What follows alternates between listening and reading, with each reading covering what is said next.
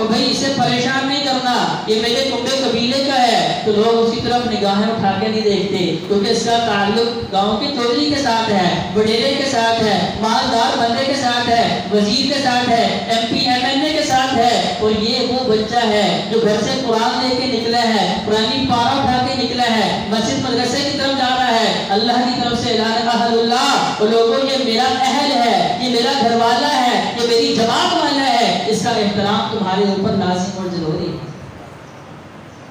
آج دیکھیں یہود و نصارہ نے ہمارے ذہنوں سے یہ بات اس قدر محو کروا دی، ختم کروا دی کہ ہماری نگاہوں میں نہ اس مصلی کا کوئی احترام ہے، نہ اس مصلی پہ کھڑے ہونے والے کا احترام ہے، نہ کلام اللہ کا احترام ہے، نہ کلام اللہ پڑھانے والے کا احترام ہے، اور نہ کلام اللہ اپنے سینوں میں محفوظ کرنے والوں کا احترام۔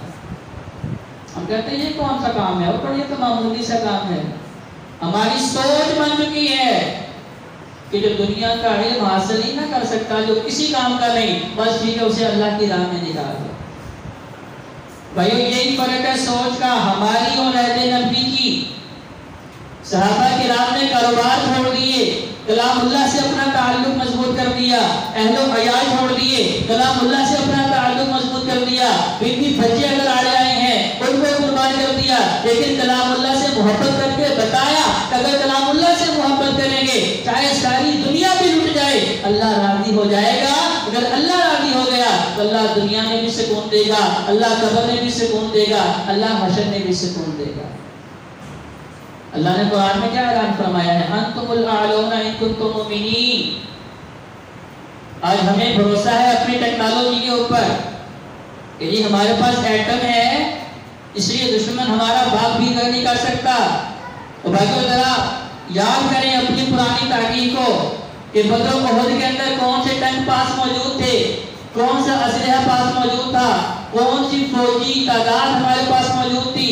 ایسے صحابہ جو ہجرت کر کے آئے ہیں، لٹے پھٹے ہیں، جسموں پہ پورا لباس نہیں ہے، پاؤں کے اندر جوتا نہیں ہے، پیٹ جو ہے وہ بھوک مفلسی کی وجہ سے سانپ چپٹے ہوئے ہیں۔ نبی کریم صلی اللہ علیہ وسلم نے بھی اپنے پیٹ پہ پتھر باندھے، صحابہ بھی پتھر باندھ کے نکلے ہیں۔ اب نکلے کیوں ہیں؟ مجھے بھی پتا ہے کہ 313 جو ہے مکہ والوں کا کیا اکھاڑ لیں گے، لیکن انہیں پتا ہے کہ اللہ کی طرف سے اعلان ہے کہ انتم الاعلون ان کنتم مؤمنین۔ اگر تمہارے دلوں میں ایمان پختہ ہے، اگر تمہارے دلوں میں ایمان کامل ہے، مکمل ہے، تو پھر اللہ کی طرف سے نصرت بھی آئے گی، اللہ کی طرف سے مدد بھی آئے گی، پھر اللہ تمہیں کوئی یار و مددگار نہیں چھوڑے گا۔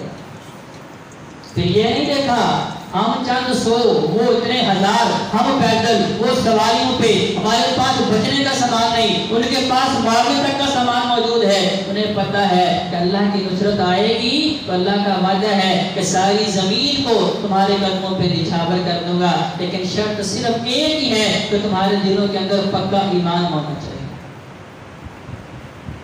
تمہارے دلوں میں اگر ایمان ہوگا، اگر تمہارے دلوں کے اندر ایمان کے اوپر یقین ہوگا تو پھر اللہ کی مدد آج بھی آتی ہے۔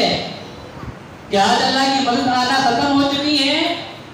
اگر آج مسلمان کا خون بہ رہا ہے، اگر آج اسے ذلت و رسوائی اٹھانا پڑ رہی ہے، تو نبی علیہ السلام نے بتا دیا تھا کہ جب تک اس قرآن سے چپٹے رہیں گے، اسے مضبوطی سے تھامے رہیں گے، لن تضلوا، تم گمراہ نہیں ہو سکو گے، اور تمہارا اغیار جو ہے تمہارے اوپر کبھی بھی غلبہ نہیں پا سکے گا۔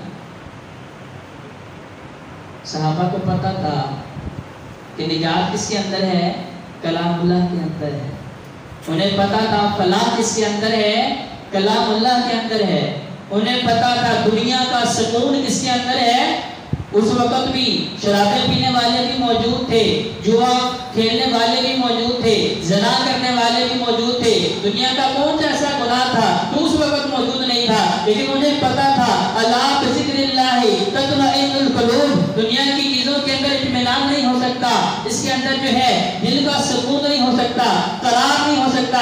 انہیں پتا ہے اگر چین چاہیے، قرار چاہیے، حقیقی راحت چاہیے، وہ اللہ کے ذکر سے ملے گی۔ کون سا اللہ کا ذکر؟ اس کے بارے میں اللہ نے فرمایا کہ اس ذکر کو نازل کرنے والے ہم ہیں اور اس کی حفاظت کرنے والے بھی ہم ہیں۔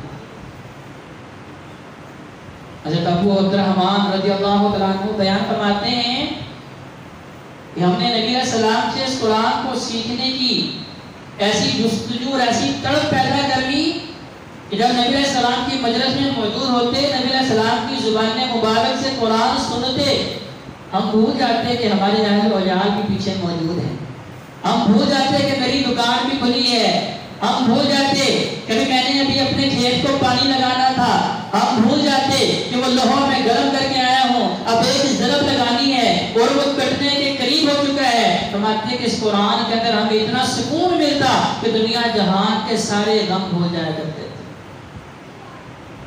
آج دیکھیں کل پرسوں کسوں کی خبر کہ اگر ہمارے ملک کے امیر ترین لوگوں کو دیکھا جائے تو ان میں سے ایک بندے نے خودکشی کر لی۔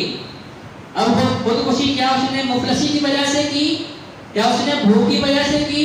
کیا اس نے مہنگائی کی وجہ سے کی؟ نہیں، یہ ساری باتیں نہیں۔ کیا بیماری کی وجہ سے کی؟ نہیں۔ امیر ترین آدمی ہے، کوئی ایسی بظاہر پریشانی بھی نہیں ہے، لیکن حرام گوشت مرا۔ کیوں؟ کیونکہ اس کے پاس کتاب اللہ کا علم موجود نہیں تھا۔ اگر اس کے پاس کلام اللہ کا علم ہوتا، اسے پتا ہوتا کہ نبی کریم صلی اللہ علیہ وسلم نے ان گناہوں کے اندر خودکشی کا شمار کیا ہے جو آدمی ہمیشہ جہنم میں رہے گا، اللہ اسے کبھی بھی جہنم سے نہیں نکالے گا۔ اگر مفلسی سے خودکشیاں کرنی ہوتی تو مہاجرین و انصار کر لیتے۔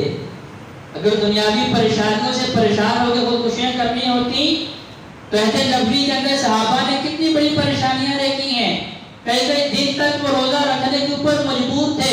خود نبی کریم صلی اللہ علیہ وآلہ وسلم کئی دنوں تک گھر کے اندر چولہا نہیں جلتا، لیکن انہوں نے خودکشی نہیں کی۔ انہیں پتا ہے کہ اللہ کی طرف سے آزمائشیں آتی ہیں، وَلَنَبْلُوَنَّكُمْ بِشَيْءٍ مِنَ الْخَوْفِ وَالْجُوعِ، میرے اللہ کی طرف سے یہ قانون ہے، یہ دستور ہے، میرا اللہ آزماتا ہے، کبھی خوف دے کے، کبھی جان مال کی کمی دے کے میرا اللہ یہ آزماتا ہے تاکہ یہ دیکھے أَيُّكُمْ أَحْسَنُ عَمَلًا، اور تم میں سے اچھے کام کرنے والے کون سے ہیں۔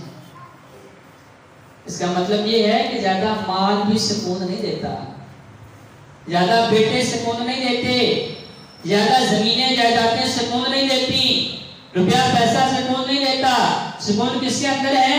الا بذکر اللہ تطمئن القلوب۔ پوچھے ان لوگوں سے جو رات کی تنہائی میں اذان فجر سے پہلے اللہ کے سامنے مصلی پہ کھڑے ہو کے جب اپنے رب کو پکارتے ہیں، قرآن کی تلاوت کرتے ہیں، کلام اللہ پڑھنا شروع کرتے ہیں، اللہ کی طرف سے رحمتوں کا نزول ہوتا ہے، اللہ کی طرف سے برکتوں کا سکون ہوتا ہے، ان کے دلوں کے اندر سکون آتا ہے، انہیں حقیقی راحت ملتی ہے، انہیں حلاوت ایمان ملتی ہے، انہیں ایمان کی مٹھاس محسوس ہوتی ہے۔ ان سے پوچھ کے دیکھیں کیا وہ مزہ جو انہیں تہجد کے وقت اللہ کے سامنے کھڑے ہونے میں ملا ہے، کیا دنیا کی کسی چیز کے اندر وہ سکون ہو سکتا ہے؟ کیا وہ راحت ہو سکتی ہے؟ وہ قلبی سکون بلکہ صرف اور صرف اللہ کے ذکر کے اندر ہے، دنیا کی کسی چیز کے اندر سکون نہیں ہے۔ یہ تو اللہ نے آزمائش کے لیے یا اپنی ضروریات پوری کرنے کے لیے اللہ نے دنیا کے اندر پیدا فرمائی ہیں۔ اللہ نے قرآن میں کیا فرمایا؟ اے انسان، اے مسلمان، اے مومن، آسمان سے لے کے زمین تک، زمین کی گہرائیوں تک، اوپر کی بلندیوں تک، یہ سارا کچھ اے انسان میں نے تیرے لیے پیدا کیا ہے، لیکن تجھے ان کے لیے نہیں پیدا کیا، تجھے صرف اپنی بندگی کے لیے پیدا کیا ہے۔ تو بندگی کون کریں گے؟ جن کا تعلق قرآن کے ساتھ ہے۔ حضرت ابی بن کعب رضی اللہ تعالیٰ عنہ کتنا بہترین قرآن پڑھنے والے ہیں۔ نبی کریم صلی اللہ علیہ وآلہ وسلم نے اعلان فرمایا کہ میری امت کا سب سے بڑا قاری قرآن ابی بن کعب ہے، کیونکہ اللہ تبارک و تعالیٰ نے نام لے کے کہا اے محمد صلی اللہ علیہ وآلہ وسلم۔ ابی بن کعب جو ہے قرآن سے اتنی محبت کرنے والے ہیں، قرآن کو اتنی محبت سے پڑھنے والے ہیں، اتنے سرور سے، اتنے سوچ سے پڑھنے والے ہیں۔ ہم چاہتے ہیں کہ محمد صلی اللہ علیہ وآلہ وسلم ان کے سامنے قرآن پڑھیں، انہیں قرآن پڑھ کے سنیں۔ جب حضرت ابی بن کعب رضی اللہ عنہ کو بلا کے بتایا، کہا اللہ کی طرف سے یہ پیغام ہے کہ وہ محمد صلی اللہ علیہ وآلہ وسلم جن کے دل پہ اللہ نے قرآن نازل فرمایا، اللہ اس بھائی سے اتنا راضی ہے، اس بہترین انسان سے اتنا راضی ہے، چاہتے ہیں کہ امام الانبیاء خاتم النبیین صلی اللہ علیہ وآلہ وسلم قرآن کی تلاوت فرمائے اور ابی بن کعب جو ہے وہ سماع کریں، اس کو سنیں۔